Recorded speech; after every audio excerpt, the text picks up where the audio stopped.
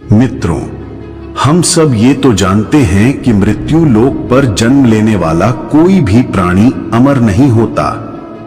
एक न एक दिन सभी को इस देह से विदा लेनी ही होती है।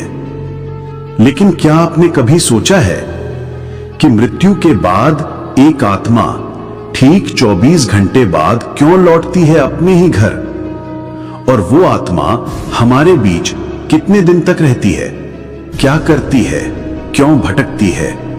अगर नहीं जानते तो आज वेग बाण पर हम आपके सामने गरुड़ पुराण के अनुसार इसका रहस्य खोलने जा रहे हैं। गरुड़ पुराण में विस्तार से बताया गया है कि जब किसी व्यक्ति की मृत्यु होती है तो उसकी आत्मा को यमदूत अपने साथ यमलोक की ओर ले जाते हैं। वहां उसके जीवन के समस्त पुण्य और पाप कर्मों का लेखा जोखा तैयार किया जाता है। लेकिन विशेष बात यह है कि मृत्यु के 24 घंटे के अंदर वही यमदूत उस आत्मा को पुनः उसके घर वापस छोड़ देते हैं। पर क्यों लौटती है आत्मा उसी घर में जहां उसकी देह को विदा किया गया? क्योंकि आत्मा को संसार से, अपने परिजनों से, अपनी अपूर्ण इच्छाओं से एक सूक्ष्म डोर बांधे रखती है। जब यमदूत आत्मा को उसके घर छोड़ते हैं तो वो आत्मा अपने ही परिजनों के बीच भटकने लगती है। वो उन्हें पुकारती है, रोती है, चिल्लाती है, लेकिन कोई उसकी आवाज नहीं सुन सकता। वो अपने ही मृत शरीर में फिर से प्रवेश करना चाहती है, पर यमदूतों के पाश में बंधी होने के कारण वो चाह कर भी उस शरीर में लौट नहीं पाती। गरुड़ पुराण बताता है कि जब मृतक के परिजन रोते हैं, बिलखते हैं, तो आत्मा उन्हें देखकर बहुत व्यथित होती है। वो भी रोती है, पर उसके आंसुओं को कोई देख नहीं सकता। वो चीखती है, मैं यही हूं, तुम्हारे पास, मुझे देखो, मुझे सुनो। लेकिन हम में से कोई भी उसकी पुकार को नहीं समझ पाता। बेबस आत्मा अपने जीवन के कर्मों को याद करके और ज्यादा पीड़ा से भर जाती है। अब प्रश्न उठता है कि जब आत्मा घर लौटती है तो क्या केवल दर्शन करने आती है? नहीं मित्रों, उसके आने के पीछे एक गहरा आध्यात्मिक रहस्य छिपा है।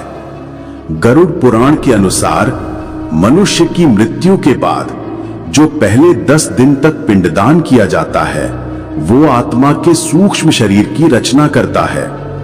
हर दिन का पिंडदान उसके शरीर के किसी न किसी अंग, इंद्रिय, ऊर्जा का निर्माण करता है, और फिर 11वें और 12वें दिन किए गए पिंडदान से उस आत्मा को मांस और त्वचा मिलती है। यही उसका यात्रा योग्य सूक्ष्म शरीर कहलाता है, जिसके द्वारा आत्मा यमलोक की ओर बढ़ सकती है। 13वें दिन जो पिंडदान किया जाता है, वही आत्मा को वो शक्ति देता है जिससे वो यमलोक की ओर अपनी अंतिम यात्रा शुरू कर सके। इसलिए हिंदू धर्म में 13 दिन तक पिंडदान और श्राद्ध का विशेष महत्व बताया गया है, क्योंकि ये कर्म आत्मा को संसार से मुक्त करने में सहायक होते हैं। वरना वो आत्मा उसी घर में अटकी रह जाती है, भटकती है, पीड़ित होती है, असहाय होती है। लेकिन अब प्रश्न उठता है, 13वें दिन के बाद उस आत्मा की अगली यात्रा कैसी होती है?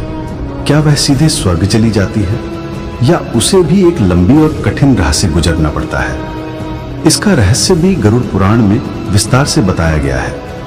जब आत्मा को उसके घर में छोड़े गए 13 दिन पूरे हो जाते हैं तो वह यमलोक की ओर अपने कर्मों के बोझ के साथ रवाना होती है। ये कोई आसान यात्रा नहीं है।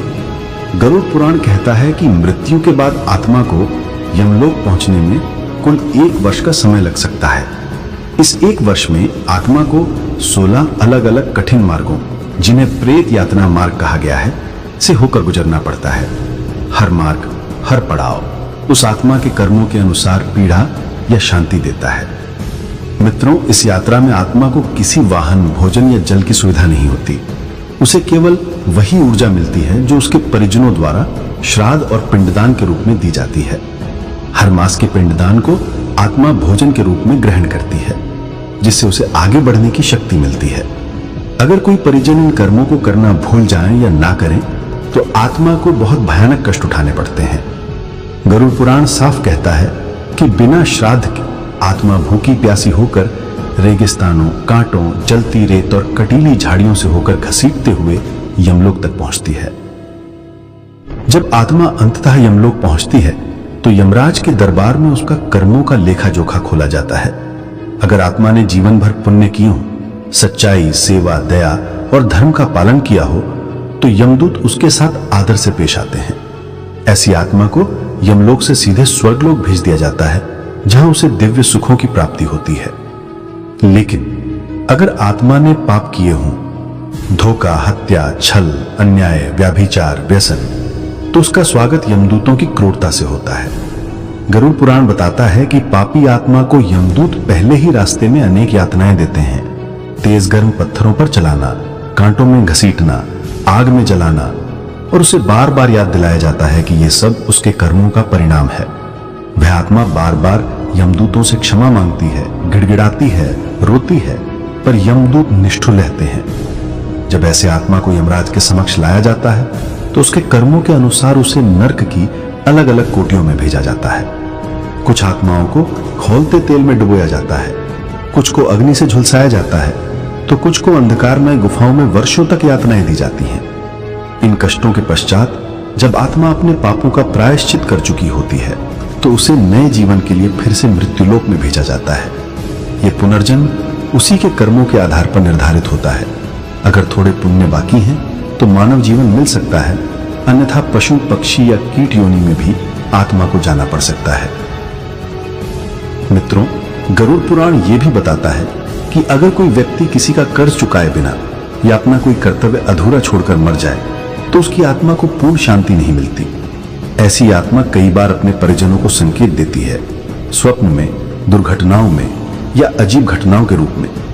अगर मृतात्मा के लिए तर्पण, दान और कर्मनिष्ठ श्राद्ध ना किए जाएं, तो वह आत्मा बार बार मृत्युलोक में लौटती रहती है। इसलिए हर व्यक्ति को अपने मृत पूर्वजों के लिए हर वर्ष श्राद्ध पक्ष में तर्पण अवश्य करना चाहिए। यही उनके मोक्ष का मार्ग बनता है। तो मित्रों, मृत्यु एक अंत नहीं बल्कि आत्मा की यात्रा का एक पड़ाव है, और यह यात्रा तभी आसान बनती है जब हम अपने पूर्वजों के प्रति धर्म, कर्तव्य और करुणा से जुड़ें। गरुड़ पुराण हमें केवल डराने नहीं आया बल्कि जागरूक करने आया है कि जीवन में हम जो करें उसका प्रभाव मृत्यु के बाद भी रहता है।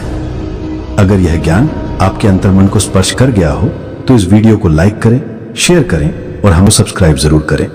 हम आपके लिए इसी तरह जीवन, मृत्यु और आत्मा से जुड़ी गूढ़ और रहस्यमयी बातें गरुड़ पुराण, उपनिषद, वेद और पुरातन ग्रंथों से लाकर प्रस्तुत करते रहेंगे। आज के लिए बस इतना ही। ईश्वर आप सभी को सद्बुद्धि, श्रद्धा और शांति प्रदान करें।